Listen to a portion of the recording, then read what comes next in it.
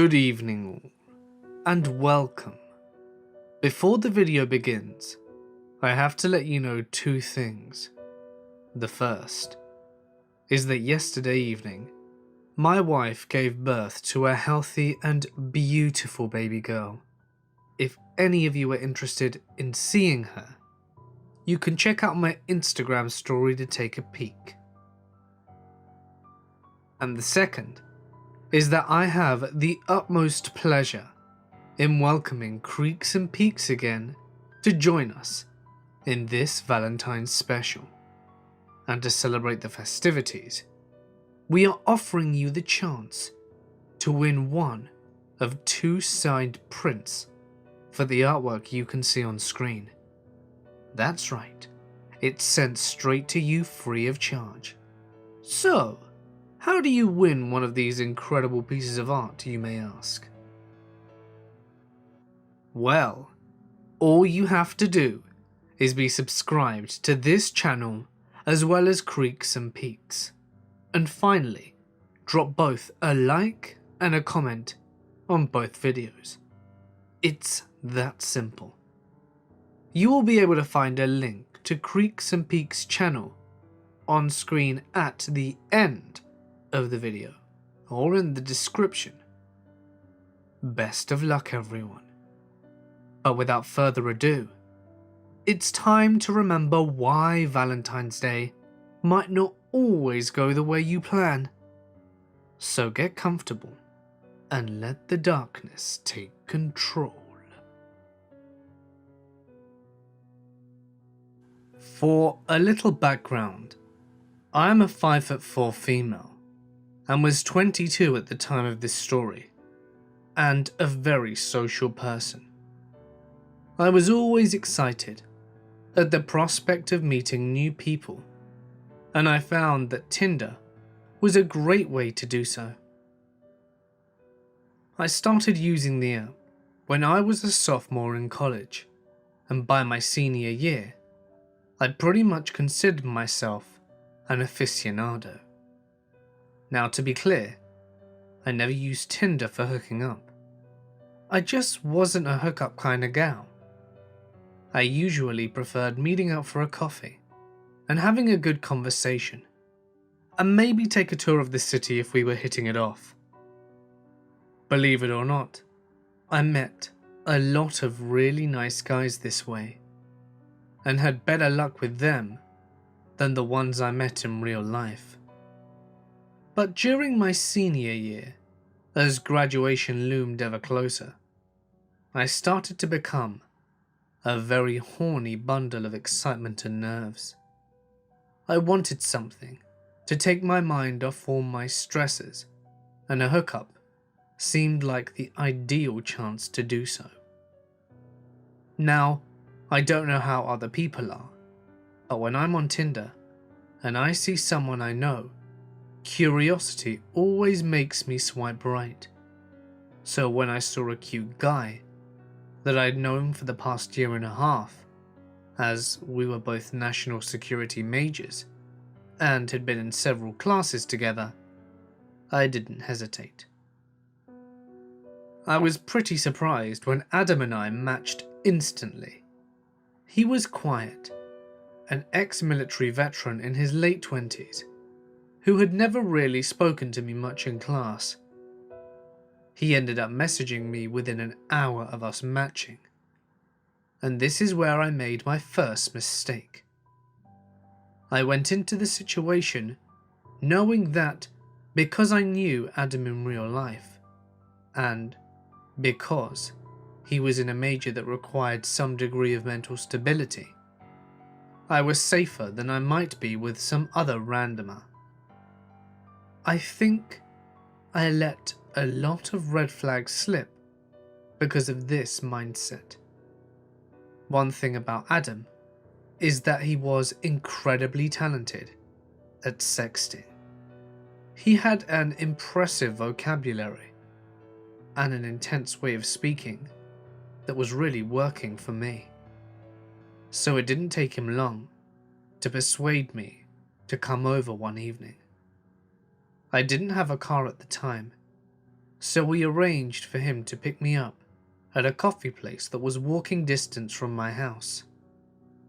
I arrived early, and being my paranoid self, spent the entire time nervously texting my best friend important details in the unlikely event that anything went down. I sent her the link to his Facebook page, his full name and address, and a secret code, so she knew it was me texting her. Adam pulls up in a beat-up clunker and steps out to greet me. Oh my God. He looks like Grizzly Adams' Jesus, with a full-on Moses beard and long hair down to past his shoulders. I'm a little taken aback by how much he'd let himself go. His body was still a solid 8 though, and his actual facial features, although obscured, were as solid and as handsome as I remembered. So I went with it. I got into his car, and that was mistake number 2. We were driving in an awkward silence for about a minute, when he turns to me and suddenly announces, "We need to stop at a gas station. I have to buy water." Okay. I was wondering if water is some kind of code for condoms, but nope. He pulls into the nearest gas station and proceeds to buy 3 humongous packages of Poland Springs. He carries them all at once to the trunk of his car and gets back in like it's the most perfectly normal thing in the world. The conversation is starting to improve, and there's some light flirty banter. He asks me about things that interest me, and I very casually list a bunch of them. One of them being true crime. It's like he didn't hear anything else. Adam suddenly latches onto the topic of murders and doesn't stop talking about them. "Do you know if you could ever kill anyone?" he asked. Without even waiting for me to respond, he replies to his own question. "I think I could. Oh, you don't have to worry about me raping you or anything. I don't think I could ever do anything like that. But killing, especially the bad people, yeah, I could see myself doing that." I am shocked into silence, and he doesn't even notice. He just keeps confessing to me about how much he wants to kill the bad people and keep other people safe from them. I'm desperately trying to rationalize what he's saying to me. Could it maybe be his PTSD talking? He did say he completed 2 tours of duty in the Middle East. Desperately trying to stay calm, I attempt to change the subject to classes and upcoming final exams. At this point, we're pulling into his house.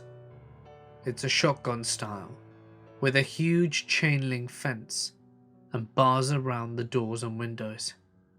Shit.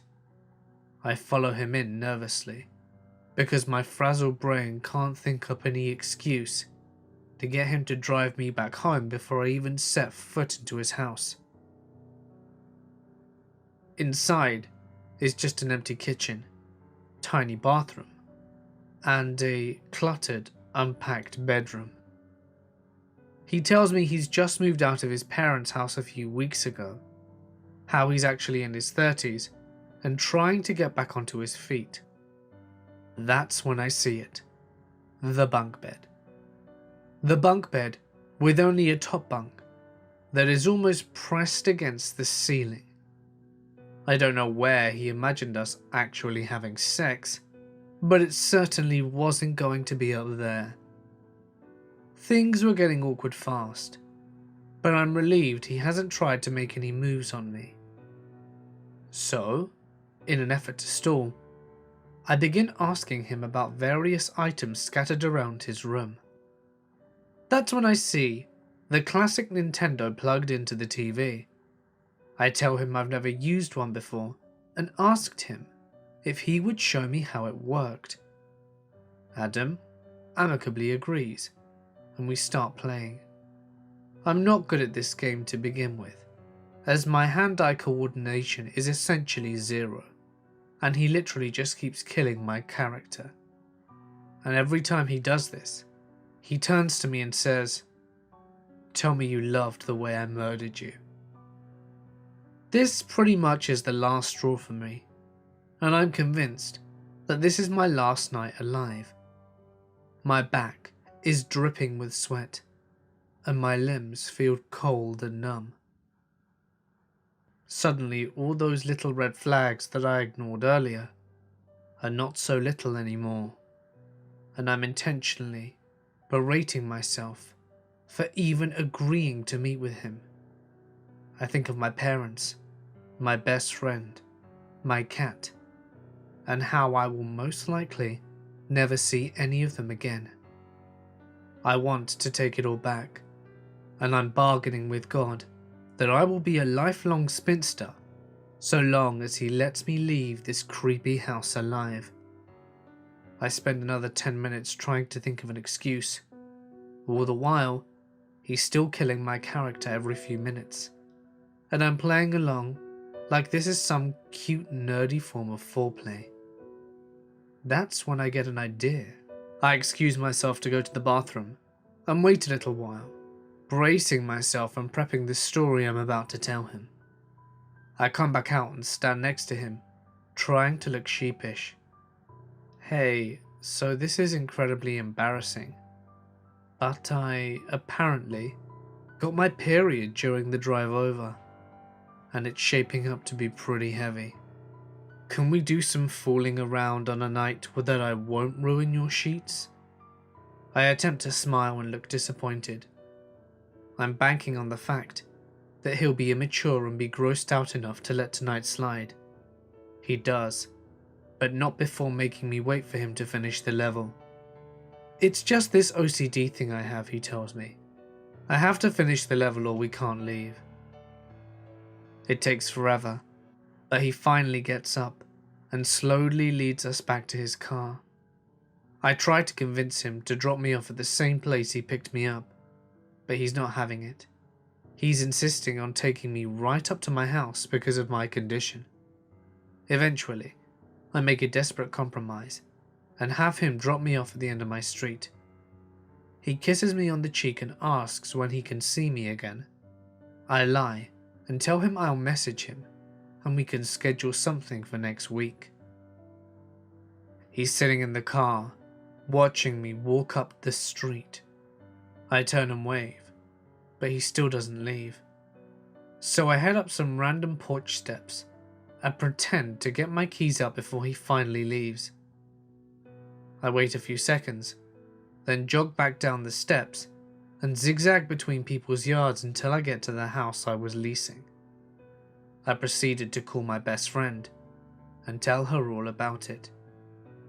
Hearing her voice reassures me that it's over and I can finally let myself relax for a little bit. But an hour later, I get a Facebook notification on my phone. It's from Adam. I nervously stare at it for a few seconds before opening. This is the exact conversation. "You should have stayed. Wouldn't it have been gross, with me being on my period?" He replies, "I'm a Roman. I like blood. I like love. Kinda simple. There's a bunch of ways to get either." And I reply with, "So you're a vampire?" He responds with, "I want to feel your blood flow on my shaft and smell it mixing with the scent of my violence." I tell him, "That's kinda creepy." He ends it by saying, "Nah, you just haven't had anyone that will take you completely, like I will." I immediately unfriended and blocked him on Facebook, and unmatched and reported him on Tinder. The next few days, I was scared of leaving my house. I kept worrying that he would drive down my street looking for me. I stressed about this encounter for days. A part of me really wanted to report Adam. It was obvious that he was unstable and in need of some mental help. During the previous semester, I had studied the psychology of mass shooters in one of my national security classes. A commonly cited behavior in shooters was repeatedly confessing to others their intent to do harm before actually taking action. After speaking about it more with my best friend, who, up until that point, was the only other person who knew about my encounter with Adam, I decided to say something. I approached him, one of the national security professors that I really trusted, and asked to speak to him after class. I told him about Adam, how he was in the major, and my concern over his behavior and some of the disturbing things he'd said. My professor took it very seriously and said he'd bring it to the head of the department. Our department head was a super nice guy, also ex-military, who was very involved in the program with all the students. The next day, my professor pulls me aside and tells me that he spoke with the department head and that, in order for anything to get done, I'd have to personally go to the director and go on record about my encounter with Adam. I tried to explain to him how I didn't feel comfortable doing that, and that I wanted to stay anonymous in case Adam got wind of what I'd done and tried to retaliate. The department head was also the man who personally signed my letter of recommendation, and I didn't think it was appropriate to be telling him all the details of my Tinder hookup with a potential serial killer. In the end, I didn't pursue the matter any further. I was too close to graduation, too close to being done, to have the energy or willpower to stir up any more shit. As far as I saw it, I brought attention to Adam and his erratic behavior, and that would have been good enough for the time being. Every once in a while, I get a horrible feeling in the pit of my stomach that one day I'm going to turn on the news and see Adam with those vacant, wild man eyes of his. I really hope he gets the help he needs and refrains from going out and actually killing all the bad people.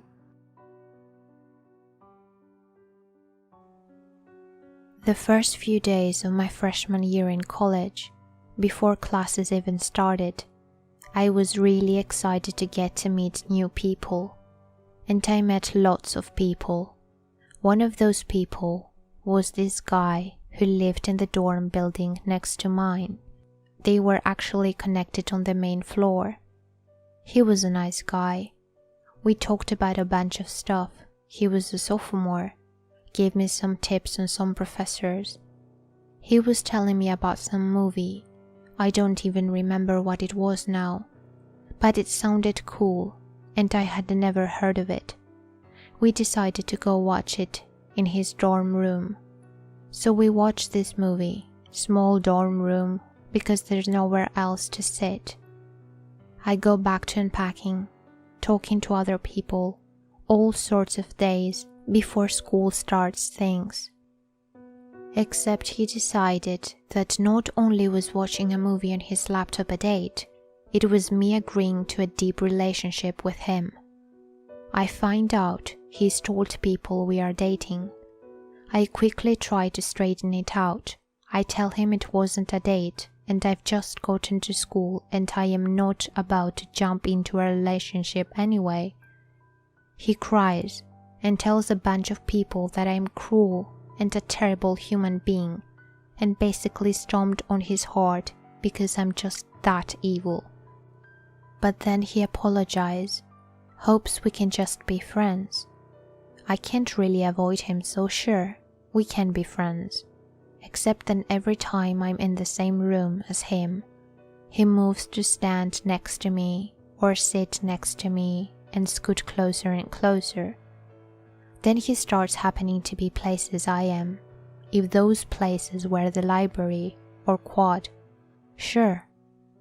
But those places are the stairwell that goes from my dorm to the main floor and outside, because lots of people like to hang out in stairwells, particularly ones that don't go anywhere they need to be, or outside of a class I have he isn't taking. I talk to him again, very clear. Do not want relationship. Do not want friendship if he cannot handle that. Want to be left alone. Why don't I like him? He's a nice guy. Nice guys don't make me have this discussion. Nice guys do not wait for me in the damn stairwell. We go through this cycle for the next year and a half. He leaves me alone for a little while. Comes and apologizes for being inappropriate in the past. Says he's seeing a counselor. He didn't get it before. He does now. He is so sorry. Within a short period of time, like hours, he does something again, like walks over a while and tries to casually put his arm around me. I stopped even saying what the hell when he did this. I just removed it and left. It got better the next year when our dorms were not close to each other, but didn't completely stop. It ended pretty badly. He thought he was this misunderstood nice guy, that I didn't see who he was. I could see who he was. He was an entitled, whiny, narcissistic stalker who made me have to constantly look over my shoulder. A bunch of replies say, going to a guy's room to watch a movie means they are hoping something will happen. Guess I wasn't clear. I went to his room and actually watched a movie once. Nothing happened, except him deciding we were now in a relationship. No, he did not ruin my college experience. Yes, this was awful and incredibly irritating. Also, if I wasn't clear, I repeatedly told him to leave me alone when I mentioned just walking away, when he would try to sit right next to me or put his arm around me. That was after telling him to leave me alone enough times to know that didn't do any good. Leaving was expedient and effective. However, hell if that was going to ruin my college years. I did what I wanted in spite of him. Luckily, he wasn't that social.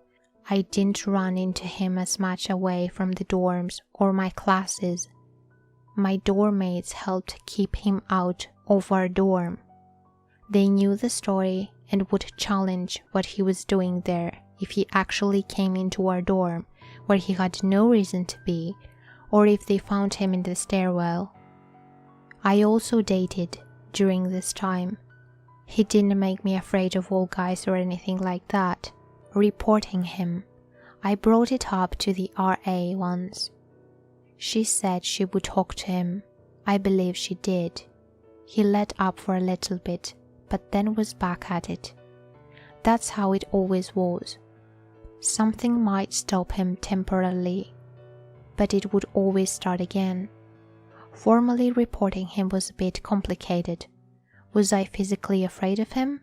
Not exactly. The stairwell bit worried me, but other than that, I just wanted him to leave me alone. I didn't worry about him attacking me. I worried about him being there when I opened the door to bother me. I couldn't honestly say I was in fear for my life. Yes, put all together, it's pretty much stalking, each thing separately. If I had filed a formal report of harassment, stalking, and the school took it seriously and punished him, what would the punishment have been? Thrown out of the dorms? Out of school? Do you think I'd have come out that cleanly? I'd have spent the rest of college as the girl who screwed up this guy's life because I couldn't deal with male attention. Yes, that would have been bullshit. But think about it and tell me, that I wouldn't have been judged that way by a lot of people who probably won't know the story fully. I'll post the end, but summary, an argument I had with him one night when he wouldn't leave me alone got reported, but not by me, and that didn't go so well for either of us. The end? Probably not as exciting as you are hoping for, but horrible for me. Things had been better for a little while. Then I was tired, not in the best mood for unrelated reasons.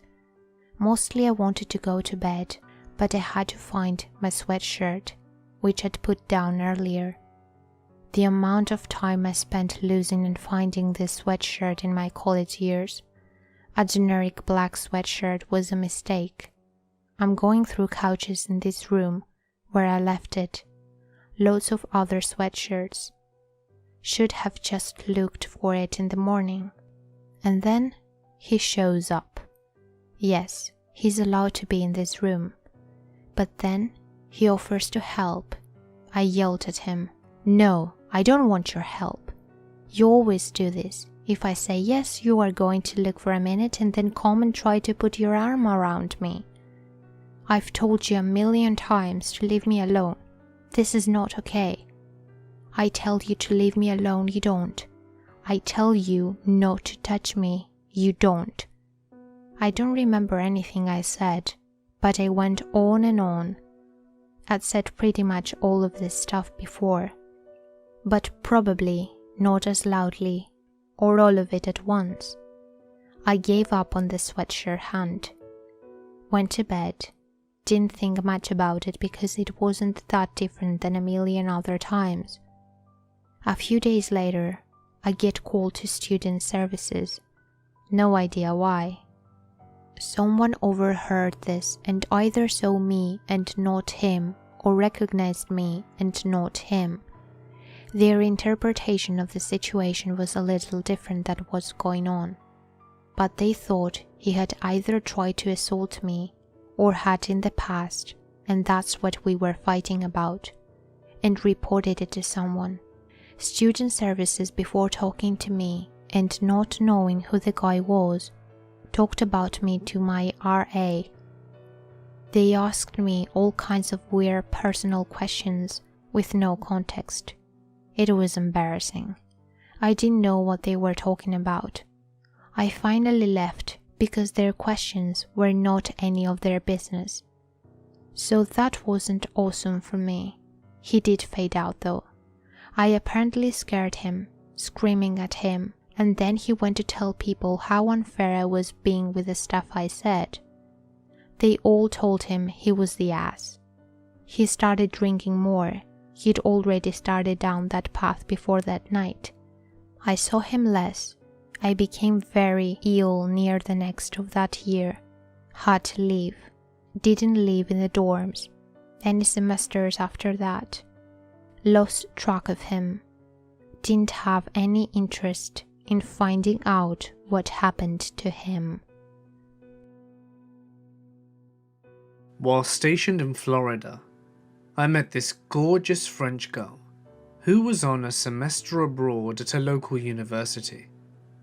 She had a shitload of dudes chasing her, so I knew that I needed to pull out all the stops if I even stood a chance with her. Luckily, I had the perfect plan: sunset jet skiing. My two friends, Ron and Sam, lived on this gorgeous bay and agreed to let me borrow their jet ski. She shows up at their house in this tiny little French bikini, which turned all three of our heads. As she climbed on the back of the jet ski with me, her breasts pressed against my back, I felt like what a caveman must have felt like when he slew a tiger in front of his cave woman for the first time. A primitive sort of prime and being a man protecting a woman. The air whipped past our faces, and I was vividly aware of where her hands were on my waist. I had no idea what she was saying due to her accent, but her joy transcended language. Truth be told, I don't even remember the sunset that day. I just remember her smile, and that the pleasure was short-lived. On our way back to the dock, Ron and Sam greeted us. It was evident that they had been drinking, and wanted to spend some time with this pretty French girl. As much as I thought it was kind of cramping my style a bit, I agreed, because I felt like I owed them one for the use of their jet ski. They suggested 2 people ride the jet ski and 2 people get towed in an inner tube. We looked ridiculous, but we managed to putter out into the bay. I had just made Ronnie and Sam fall off the tube, and had killed the engine whilst they'd climbed back on. Without looking behind me, I said to the girl who was seated behind me, "Rope clear?" Not having any idea of what the hell I said, she responded with, "Oui," and I started the engine. It came to a grinding, painful halt.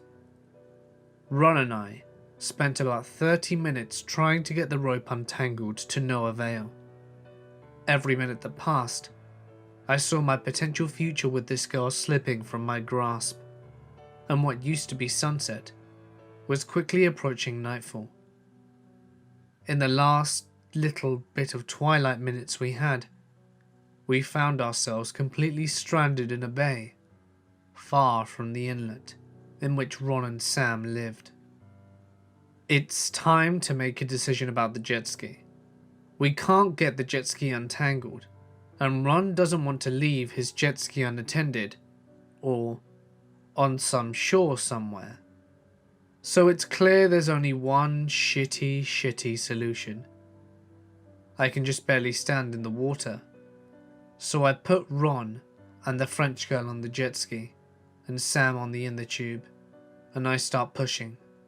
I absolutely hate squishy things, so each time my bare foot touches the bottom and sinks a good couple of inches, I cringe.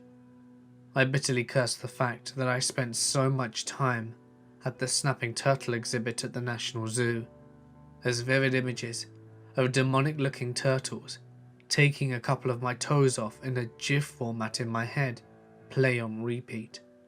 I plod on, making painfully slow progress. On the jet ski, I hear the French girl say, "There are no alligators here?" Ron replies, "There probably are, but I'm more worried about bull sharks since it's getting dark."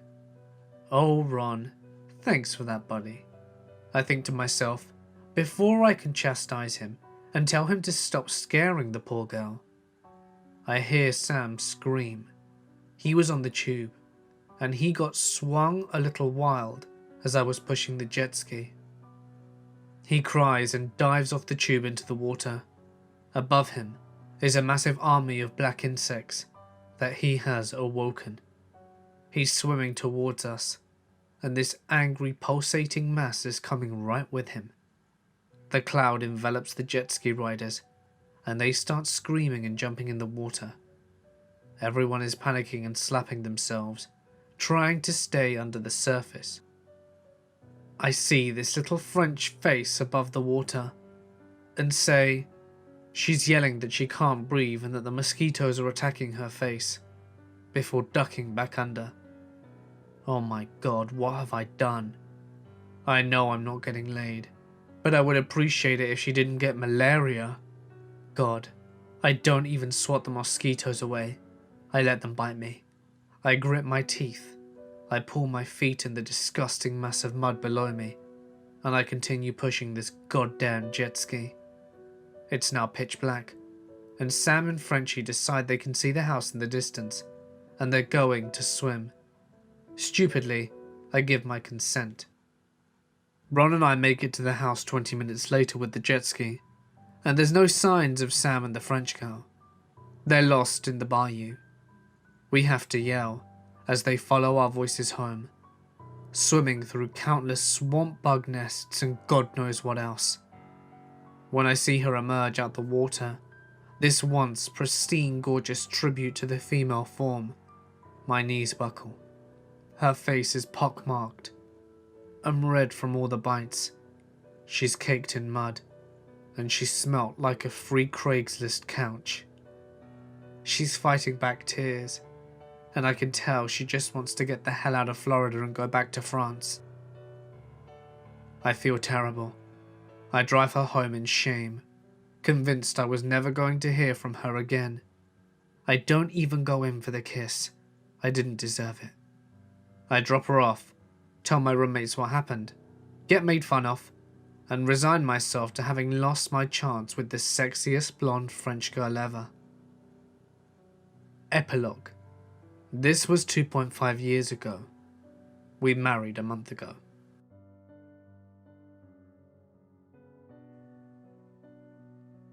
I am a noob to Reddit, but this one struck a chord with me. I consider myself fairly lucky to have really only had one of these, but here goes. We met through a fan site for our favorite band. He lived in Northern Ireland, I think, and I'm from Kent, not far from London for non-Brits. He was visiting London for a couple of weeks, as I remember, and he asked to meet up. I agreed. We'd been getting on well online and seemed to share some interests. Fast forward to the last few days before we met, and he started to get a bit over-familiar and sent a few suggestive messages. Made it clear we were now going on a date rather than just as friends. Nothing too heavy, but enough to warn me to be careful. By this point, I'd already chosen the location for the date. Deliberately, somewhere I knew like the back of my hand, as I worked there for a while the summer before. I knew I could just about sprint to the train station if I needed to. I also made sure my housemate knew where I was going and who I was meeting. All the stuff you're supposed to do. To make it clear, I was open to a date. Even though I didn't find him physically attractive online, not a deal breaker for me. I just had an inkling that something might be off and was getting my bases covered. So we met up, where I suggested, and things were going quite well. We did seem to have a lot in common at first, and I was pleasantly surprised that we were genuinely enjoying each other's company. Until his fifth or so double arrived. I had been subtly avoiding alcohol, but he decidedly wasn't, and he turned. He started touching me, and his whole attitude turned nasty, bad-mouthing me and other women, being generally rude and obnoxious. The nice guy line came out right before, but I'm a demon on the vodka, at which point I decided I was working early the next day and I was going to miss my train home. He insisted on walking me back to the station. I walked, he staggered behind me, and then I realized he was taking pictures of me from behind. I told him I wasn't comfortable with it, and he said I was just so beautiful and sexy. I got to the station, and he blackmailed me into giving me a hug, then tried to kiss me and wouldn't let me go. I managed to get out of it, then told him it wasn't going to work and to please leave me alone. Then made a dash for the station foyer and through the ticket gates, so he couldn't follow. The abusive texts started before my train had even left the station, telling me I'd destroyed his trust in women and how in love with me he was. Then the Facebook messages telling me how he'd been abused as a child and now he'd only just got over it and had put his recovery back by years. I responded by telling him that I was really sorry he was having a rough time, but that what he'd done to me was every girl's worst nightmare on a date, and it had really put me off. I tried to reason with him that I didn't owe him a second chance, as he'd blown it, but eventually It got so bad I had to block him and threaten to report him for harassment for it to stop. I actually felt pretty bad for him, even at the time. He obviously wasn't in a good place, but I was so shaken. It was months before I plucked up the courage to go on another date. I sometimes wonder if he ever sorted himself out. I hope so. I used to date a girl in college who lived 3 hours away.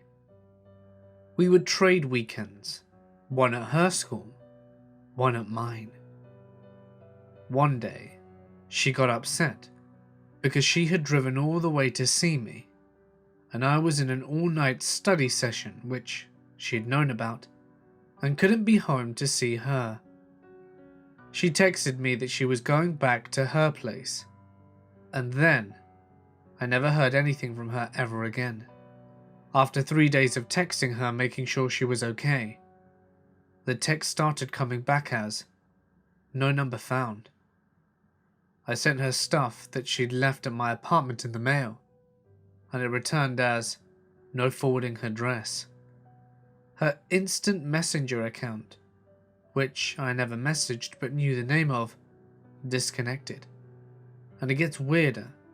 I called her apartment landline and was told by the people who picked up that everyone who'd been living there had moved out, as she had 3 roommates, and didn't leave a number as to where they went.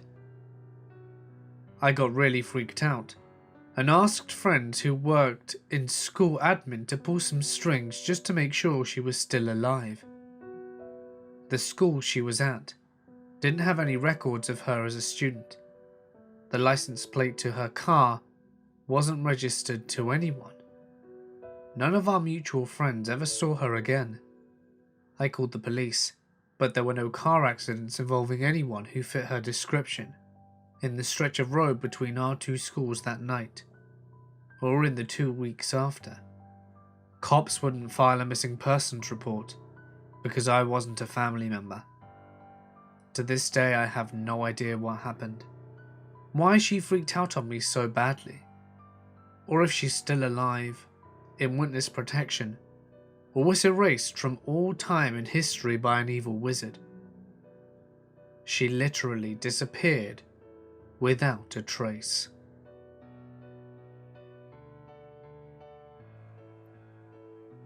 We met in a group in undergrad, became friends. Slowly we became closer. I developed a crush on him, started hanging out more on our own, and one night, after some drinks, it escalated to kissing, cuddling. I messaged him later, letting him know that while I enjoyed what happened, I didn't think it was a good idea for us to keep it up, as I had feelings for him and wasn't interested in a friends with benefits kind of setup. He told me that he kind of had feelings as well, and that it might be nice to see how our relationship developed. So we do. We start dating, dinners, movies, all the physical stuff that comes with our relationship. When he was briefly hospitalized, I spent every night there with him. I opened up to him over time and told him about my history of sexual abuse, family history of substance abuse. He opened up about his history of being used by his exes, how they were all horrible and had treated him horribly, how he's just always been so nice that everyone takes advantage of him, that all he wants is to find a nice girl who will love him for who he is and that he can treat like a princess. One night, probably about 4 or 5 months in, we're laying in bed together, watching a movie, and I started telling him about a funny conversation I had at work. So then I was saying my boyfriend, and I feel him stiffen up, and he kind of awkwardly says, "You know we're not dating, right?" Like, I thought we just had a fun thing going. So apparently we're friends with benefits, the exact thing I told him I didn't want. I asked him if we could start dating then, and he said he was just too busy for a relationship, even though we were basically in one, blah blah. I told him I was hurt and felt used, and that I wasn't interested in being anything more than acquaintances in the future. After that, I slowly started seeing someone, a guy who was actually pretty great and had actively pursued me. And the guy number one flipped out. Apparently, even though he didn't want to be in a relationship with me, I wasn't allowed to be with anyone else. For months afterward, he spent most of his time bad-mouthing me to whomever would listen, talking about how I used him, how I'm just like every other slut who thinks she's too good for everyone, how he had treated me so well and I had ripped his heart out. The worst part, though, was that he told numerous individuals and groups of people all about my personal history. Apparently, a couple of times after a couple drinks, he would even start to cast doubt on it, comparing what I did to him to my past abuse, stating that it was surprising to him that an alleged rape victim would rape the feelings of innocent men. We no longer speak, but I still hear about things he said about me a couple times a year. It really made me wonder about all those terrible exes he had, and made me put more faith than ever into the thought that the way people talk to you about others is the same way they'll talk to others about you. What a nice guy. I met this guy at a party, and we hit it off instantly. I gave him my number before I left, and he texted me the next day to ask me out on a date for that evening. I complied. He took me out to a nice restaurant, and I was swooning, because not only did we have so much to talk about, but he paid for the bill, walked me home, and kissed me on the forehead when we parted ways. No red flags. I was absolutely smitten. Date number 2, another restaurant. He paid for dinner again, walked me home, kissed me on the forehead and told me that I was beautiful.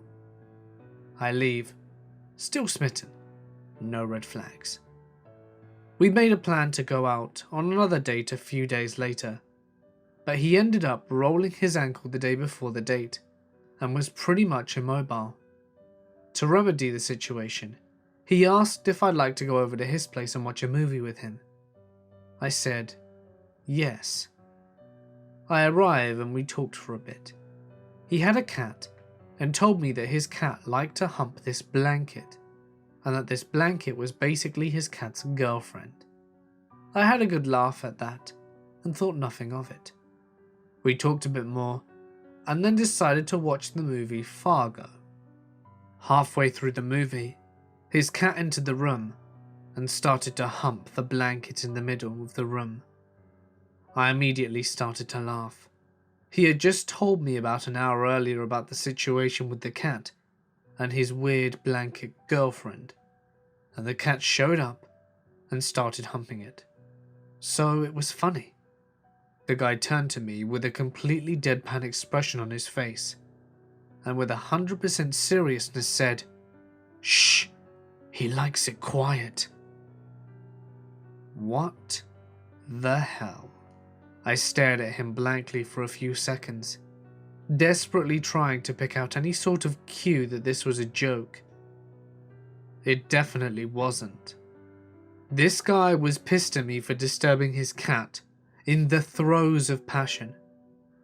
I turned back towards the screen and spent the next 5 minutes conjuring up an excuse to get the hell out of there.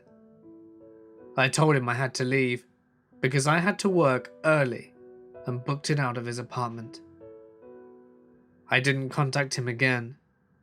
There was radio silence on my end and a few texts from him. Whatever. It was over. I spent the next 2 weeks using it as a hilarious anecdote at social gatherings and replaying the "shh, he likes it quiet" over and over in my head, trying to reach some normal sort of explanation for it. A few days later, I threw a huge birthday party at a bar, and this guy shows up uninvited. I have no idea how he knew about the party, and was shocked to see him there.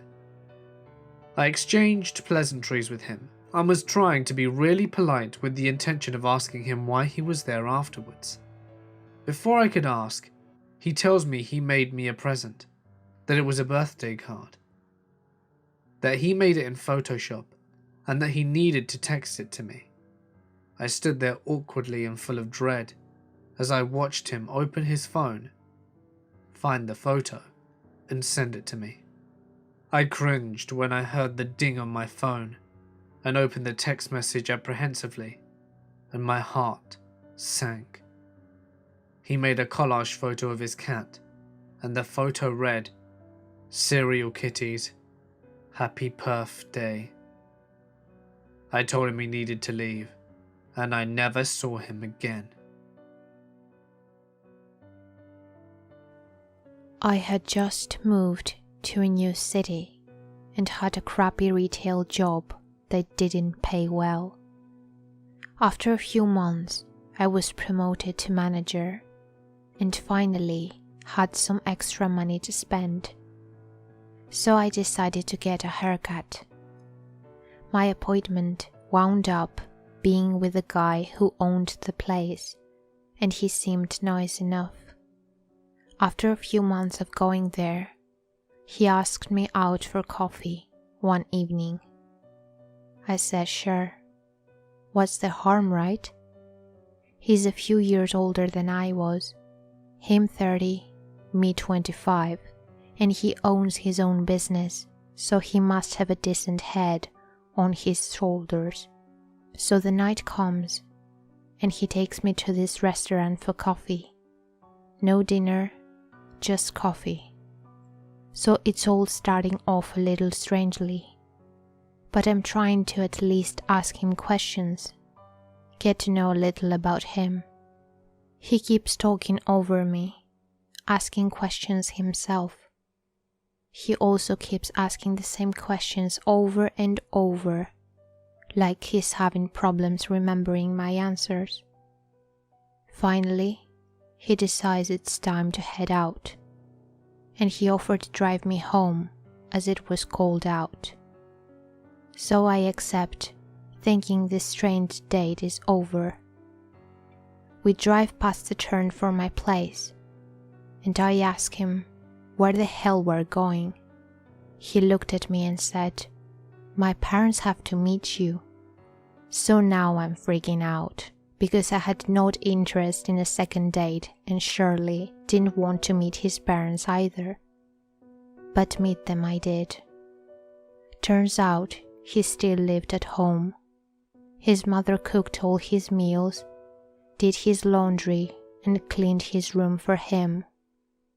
Now the best part, he had a curfew. Midnight. I got home, went to bed, as I had to be up for work by 5:30 a.m. I woke up and had 5 missed texts. Ignored them as I was getting ready for work. By the time I got to work by 8 a.m., I had 5 voicemail messages, the max my carrier allowed, and 8 missed calls. They went from "good night" to "where are you" to "we have to talk now." It hadn't even been 12 hours. This story happened to my grandmother. She lived in the countryside, on a farm milking cows and whatnot. This was when she was a teenager, in Poland in the 1940s, right after the war. She lived in the country her whole life, but she wasn't meant for the countryside. She couldn't milk a cow to save her life, she once told me. Now, Every day when she walked home, she'd see this guy sitting on a fence waiting for her. He was sweet on her, but never came forward, just sort of waited for her to realize that he loved her. She didn't like him very much, and her father had advised against it, because, as before, she was meant to move out to the city and not live her whole life in the same place. My grandma at the time is 16, and she meets my grandfather.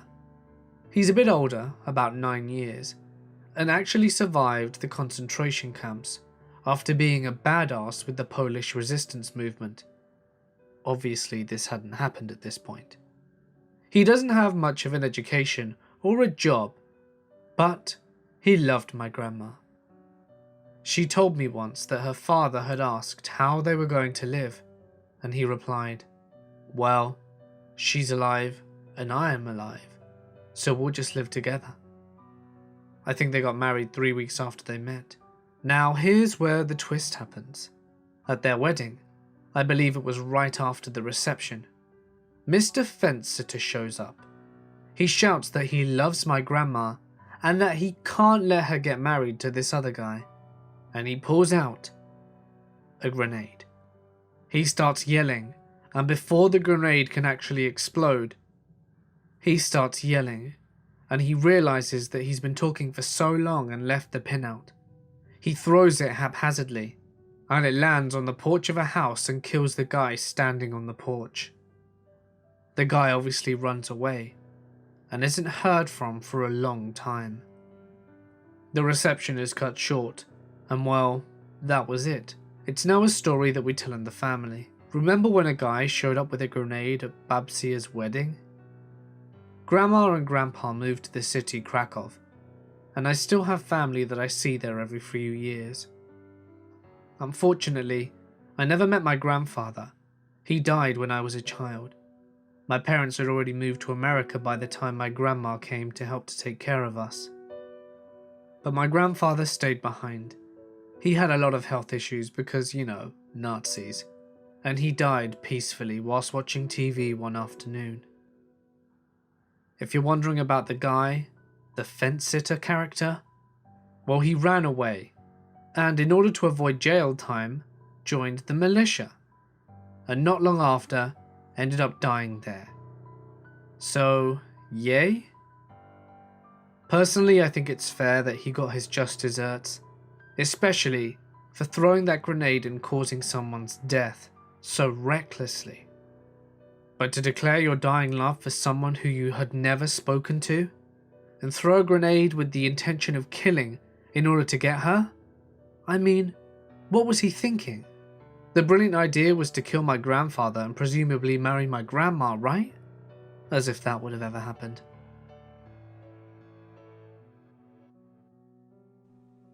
Tinder date. We planned to meet at a local bar in town where I knew the bartender fairly well, so just in case things got ugly, I could have somebody else to chat with. We met in the parking lot, and he was holding his cell phone in both of his hands, looking down at it. His first words to me were, "Man, I'm so addicted to guess that emoji."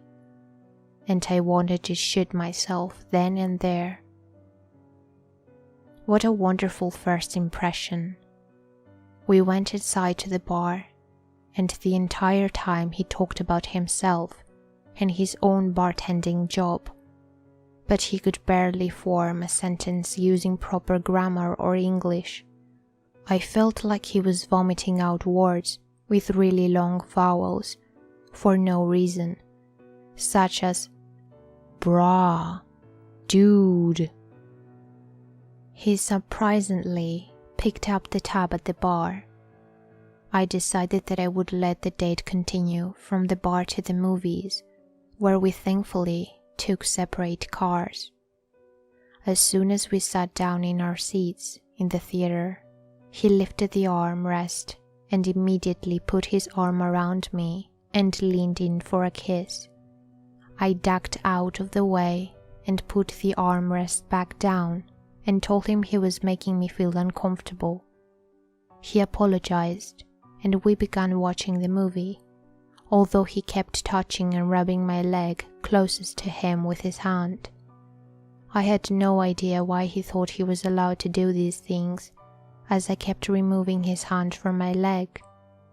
I finally realized, oh shit, my car is here, I'm leaving. I told him I was going to use the bathroom and basically ran out of the theater.